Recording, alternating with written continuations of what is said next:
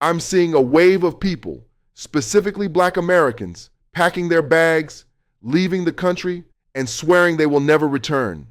They say the vibe is off. They say the danger is too high. They say the papaya culture is exhausting. But then you have the other side, the veterans who say, you guys are just soft, or it happens everywhere.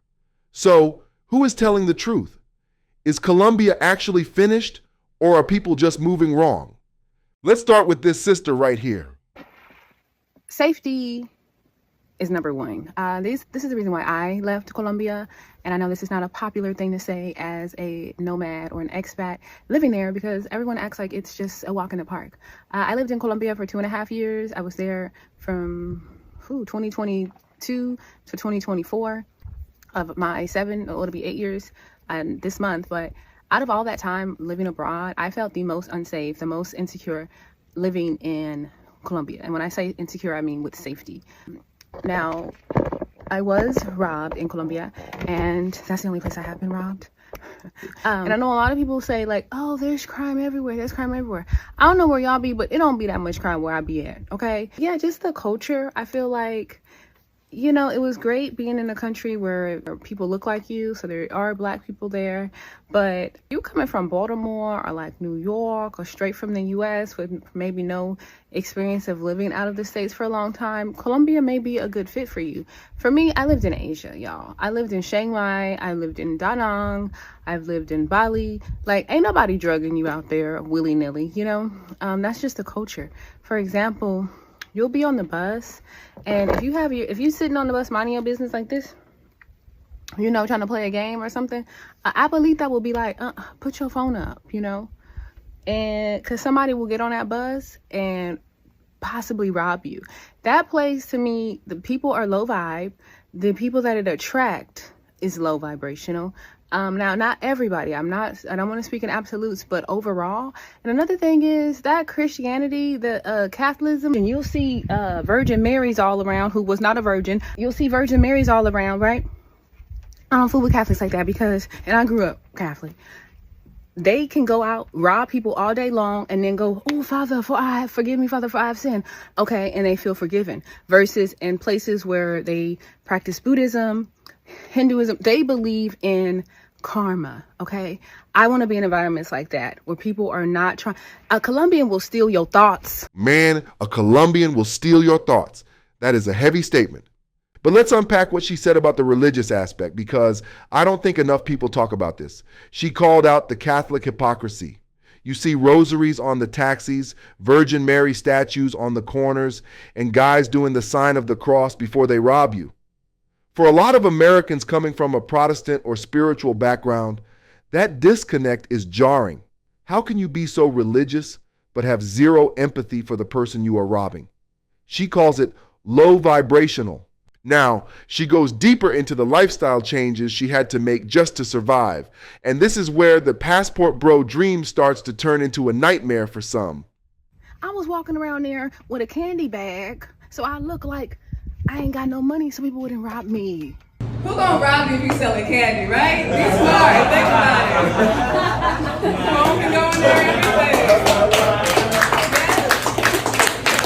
To me, Colombia is not safe. I've lived in Thailand where you could be out at a coffee shop, leave your computer while you're working, and go to the restroom. In Colombia, that's called giving papaya. If you walk down the street, you're giving papaya. If you have your phone out, you're giving papaya. If you meet somebody online, you're giving papaya. How about they start taking the papaya? Come on, who want to live like that? I did not leave the States to be a prisoner to safety. Like, it's too much. Stay vigilant, hyper-vigilant, da-da-da. Like, you can't meet people. I like, as a traveler, one of my best and favorite experiences is being invited into people's homes where they welcome you, they feed you, we dance, we party. In Colombia, you bet not. That's giving papaya. Everything you do is giving papaya, okay? Now, if you want to go out there, you like the ladies when they got the fat asses and you want to hit, cool. But for me, I'm not that, no. There are other places in the world, and that is why I left Colombia. I lived there for 2.5 years. I had a digital nomad visa which would have allowed me to live there another 14 months. And I said, you know what, scratch all this. I don't even care. I'm out of here. Okay, they will steal your shit, help you look for it. Just, I don't know. It's just better environments and places to be for me. I am cool on that. Now, yeah, I'm just cool. I'm really cool. I'm cool. I'm cool. I'm cool. This right here is the number one reason people leave: the mental exhaustion.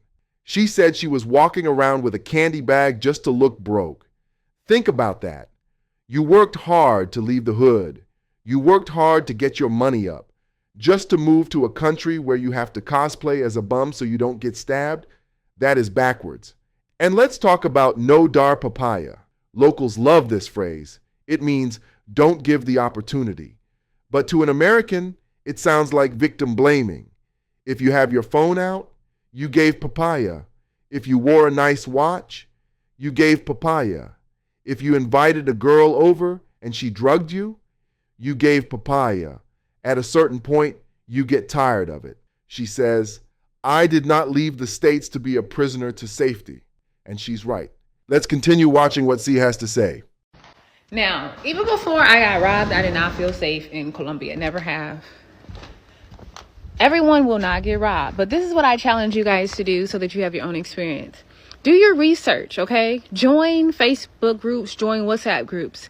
Look at the amount of people who talk about robberies and drugging in Colombia, Medellin, Santa Marta, Cartagena, Cali, versus places like Chiang Mai, Bangkok. Like, just look, just see how, like, that's another thing that bothered me and made me feel unsafe and had my central nervous system all jacked up was just the constant conversation and people sharing their experiences of them being drugged and robbed in Colombia, right?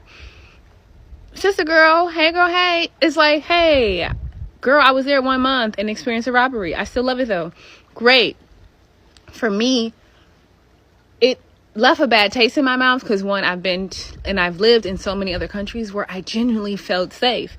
For me, I never, ever felt safe in Colombia. When I started preparing for Colombia, the first videos I saw was people getting robbed.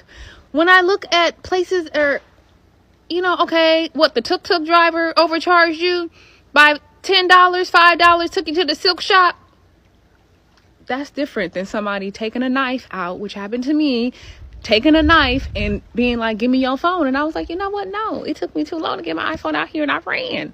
Ayúdame. I'm sorry. If you guys want to go, fine. I am not trying to deter anyone from going, but I will share the information. The sister left because she wanted her nervous system to relax. My advice, if you are going to Colombia, don't go there expecting it to be America 2.0. It is a rugged country with a rugged culture. If you can handle that, it's paradise. If you can't, there is no shame in packing your bags and trying Asia. What do you guys think? Is the papaya culture deal breaker, or are Americans just too soft? Let me know in the comments.